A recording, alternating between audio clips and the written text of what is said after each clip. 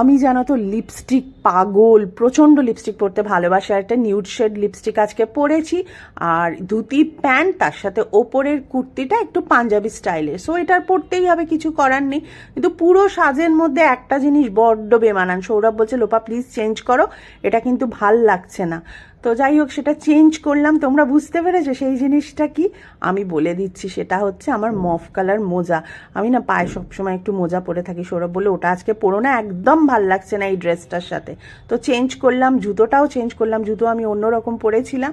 তো এবার আমরা নিচে সবাই মিলে একসাথে হলাম, হয়ে আমরা যাচ্ছি একটা জায়গায় ডিনার করতে। আমরা এইভাবেই খুব আনন্দ করি, একসাথে থাকি, মজা করি। পুরো ব্লগ কিন্তু আমার ইউটিউব চ্যানেল পরিবার.com-এ তোমরা দেখতে পাবে।